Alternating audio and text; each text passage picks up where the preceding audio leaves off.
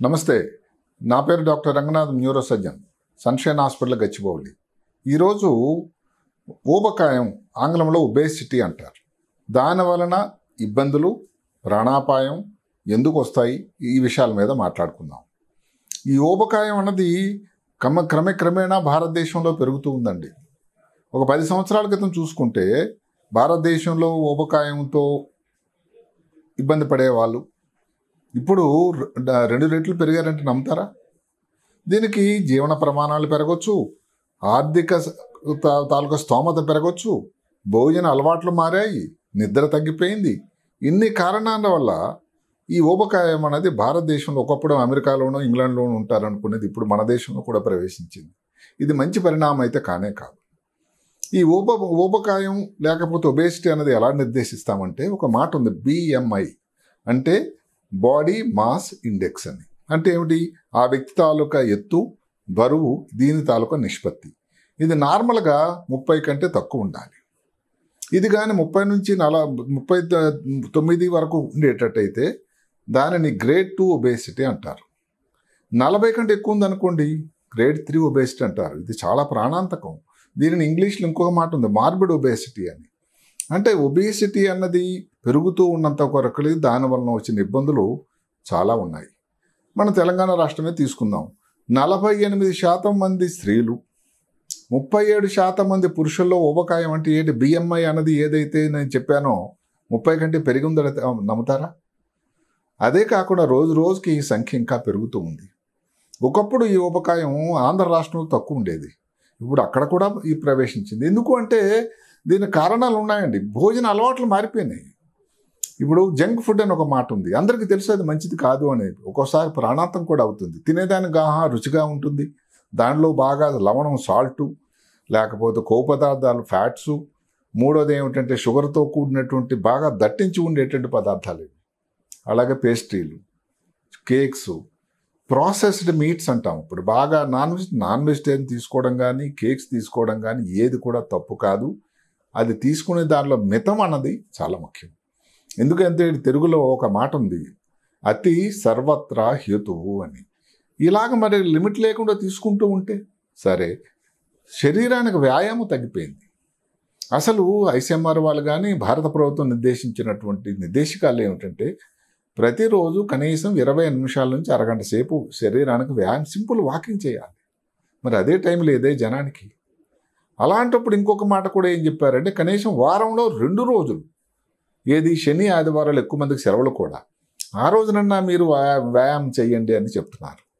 So వ్యాయామం తక్కువైపోవడం, అదే కాకుండా కొంత శాతం ఈ జెనెటిక్ అంటే ఏది జన్యుపరంగా ఇంటి దగ్గర ఇంకా మిగతా వాళ్ళు పెద్దవారు కానీ నాన్నగారు కానీ ఇబ్బంది ఉంటే దానిలో పిల్లలకు రావడం కూడా కొంత శాతం, ఇది ఎక్కువ కాదు. చుట్టుపక్కల వాతావరణం, మనం ఎక్కడో ఈ సాఫ్ట్వేర్ నిపుణులు ఉండే ఏరియాలో ఉన్నాం అనుకోండి, వాళ్ళు ఉదయం నుంచి సాయంకాలం వరకు కూర్చొని అసలు శరీరానికి వ్యాయామం ఎక్కడ? సరిగదా మధ్య మధ్యలో ఈ కాఫీలు, టిఫిన్లు ఇవన్నీ జరుగుతూనే ఉంటాయి. తెలియకుండానే ఎంత వెళ్ళిపోతుందో ఆ లోపలికి, ఏది క్యాలరీస్ అన్నవి, అది ఎవరికి పట్టింపు ఉండదు. దాంతో కూడా ఊబకాయం వస్తూనే ఉంటుంది. ఇంకొక మాట ఏమిటి?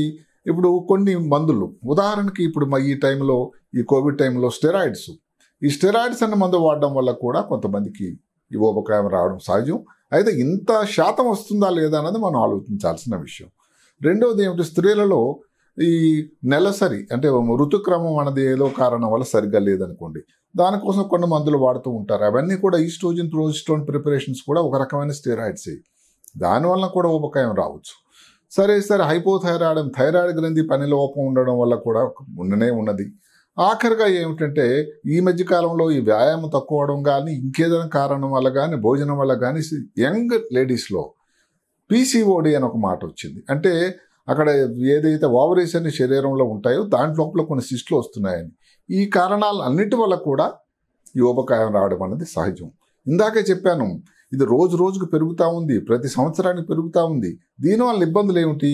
ఒక ముఖ్యమైన ఇబ్బంది ఏమిటంటే రక్తపోటు పెరగడం, బ్లడ్ ప్రెషర్. అదే కాకుండా కొవ్వు పదార్థాలు ఎక్కువ తీసుకోవడం వల్ల అది పేరుకుపోయి స్ట్రోక్ రావడం, పెరాలసిస్, పక్షవాతం, గుండెలో కానీ ఇబ్బంది వచ్చినట్టయితే హార్ట్ అటాక్ అంటాం, లేని ఆస్తమా రావడం, నడిచేదానికి ఆయాసపడిపోవడం, అసలు దేని మీద ఇంట్రెస్ట్ లేకపోవడం, రాత్రి నిద్రపోయేటప్పుడు ఈ స్నోరింగ్ అంటాం, టోకర్ అంటాం, ఆ సౌండ్ రావడం, దానితో ఏమవుతుందంటే sleep apnea, obstructive sleep apnea అని ఒక కండిషన్ ఉంది. అంటే ఏమిటి, నిద్రపోవాల్సిన రాత్రి సమయంలో నిద్ర లేకపోవడం వల్ల ఇబ్బంది వచ్చి తెల్లవారే వాళ్ళు నిద్రపోతారు, కునుకుపాట్లు వేస్తూ ఉంటారు. భగవంతుడు నిర్దేశించిన సమయం ఏంటంటే రాత్రి సమయంలో నిద్రపోవాలని.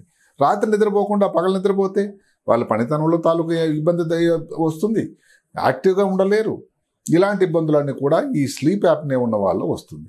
ఇంకొకటి ఏమిటి, ఈ బరువంతా కాళ్ళ మీద పడడం వల్ల ఆస్టియో ఆర్థరైటిస్ అంటే కీళ్ళలో తేడా రావడం, కీళ్ళలో. అదే కాకుండా షుగర్ అన్నది, టైప్ 2 డయాబెటీస్ అని ఒక మాట ఉందండి, ఇది కూడా ఈ ఎవరైతే ఊబకాయం ఉన్న వాళ్ళు వస్తుంది. మూత్రపిండాలు డ్యామేజ్ కావడం అంటే ఇదేంటి, బరువు ఉంది, దానివల్ల బీపీ వచ్చింది, బీపీ వచ్చిన తర్వాత కొవ్వు పదార్థాలు అవన్నీ పెరిగిపోతున్నాయి, దానివలన కూడా ఈ మూత్రపిండాలు కూడా డ్యామేజ్ అవ్వడం, దానికి మళ్ళీ ఇబ్బందులు, డయాలసిస్లు అవన్నీ జరుగుతూ ఉన్నాయి. గాల్ బ్లాడర్ ప్రాబ్లం అంటే ఏమిటి, శరీరంలో ఒక భాగం ఉంటుంది ఇక్కడ లివర్లో, పిత్తాశయం అంటాం, అది గాల్ బ్లాడర్లో స్టోన్స్ తయారవడం అనేది దగ్గర ఒక 7% మందికి ఎక్కువైందట. ఇంకా ఇబ్బందికరమైన మాట ఒకటి ఉంది, క్యాన్సర్లు. ఎవరికైతే ఊబకాయం వాళ్ళు ఉందో 40% క్యాన్సర్లు ఊబకాయంతో దానికి పోలిక, దానికితో సంబంధం ఉందని కూడా శాస్త్రం చెప్తూ ఉంది. ఇలాగా ఇన్ని ఇబ్బందులు ఉన్నాయి, ఇవన్నీ కూడా ప్రాణాంతకం ఏది కూడా. ఇప్పుడు ఉండాల్సిన నిష్పత్తిలో కానీ బరువు ఉండేటట్టయితే ఈ ప్రాబ్లమ్స్ రావు అని నేను చెప్పకపోయినా కూడా ఇబ్బంది చాలా తక్కువ శాతం ఉంటుంది, ఆరోగ్యంగా ఉండగలుగుతారు. మీరు భోజనం చేసేటప్పుడు 1-2 సార్లు ఆలోచించండి. లెక్కలు, క్యాలిక్యులేషన్ ఏదో పేపర్ రాసుకొని భోజనం చేయమని కాకపోయినా తీసుకునే పదార్థాలు ఏ రకం పదార్థం తీసుకుంటున్నాం. ఉదాహరణకి ఫ్రూట్స్ తీసుకున్నారు, మిల్క్ తీసుకున్నారు, న్యాచురల్ ప్రోడక్ట్స్ తీసుకున్నారు, వెజిటేరియన్ ఫుడ్ తీసుకున్నారు, దాంట్లో ఇబ్బంది తక్కువ కదా. నాన్ వెజిటేరియన్ ఎంజాయ్ చేయొచ్చు, కానీ మితం ఉండాలి. అందులో కూడా మీరు చేప కానీ కోడిగుడ్డు కానీ వారానికి 2 సార్లు 3 సార్లు తీసుకోండి, దానివల్ల ఇబ్బంది రాదు. ఈ ప్రాసెస్డ్ మీట్ అంటే దానిలో బాగా లవణం, ఇవన్నీ దట్టించినటువంటి ఫ్యాట్స్ ఉండే పదార్థాలు తీసుకోండి, బేకన్ అని, వీటి వల్ల ఇబ్బంది వస్తుంది.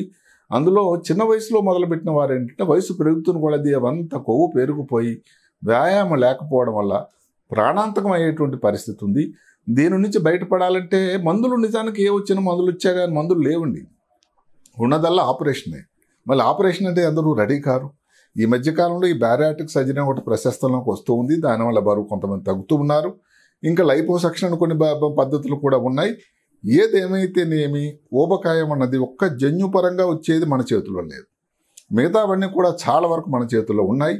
ఊబకాయం రాకుండా ప్రయత్నం చేయండి, వచ్చినట్లయితే ఎంత తొందరగా తగ్గడానికి గట్టి ప్రయత్నం చేయండి.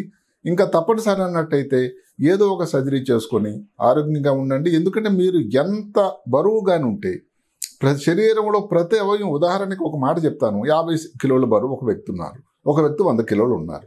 గుండె మరి 50 కిలోలకు పనిచేస్తుంది అక్కడ, కానీ ఇక్కడ 100 కిలోలకు పనిచేయాల్సి ఉందే, ఊపిరితిత్తులు 100 కిలోలు పనిచేయాల్సి ఉందే. దానితో గుండె అలిసిపోయి ఇబ్బంది పడి దాని వలన వచ్చేదే ఈ బ్లడ్ ప్రెషర్. ఒక ఉదాహరణ మీకు చెప్తున్నా, ఇవన్నీ ఒక విషవలయం, ఒక చైన్ రియాక్షన్ అంటాం. బరువు ఎక్కువ ఉండడం, బీపీ పెరగడం, గుండెపోటు రావడం, స్ట్రోక్ రావడం, షుగర్ రావడం, మూత్రపిండాలు డ్యామేజ్ అవ్వడం. భయపెట్టే ప్రయత్నం దయచేసి ఎవరికి కాదు. ఈ ఊబకాయం వల్ల ప్రజలు రోజు రోజుకు సంఖ్య పెరుగుతూ ఉన్నారు. కాబట్టి మనం ఎట్టి పరిస్థితుల్లో కూడా దానికి దూరంగా ఉండాలి అని మీకు ఒక మా సలహా ఇస్తున్నాను.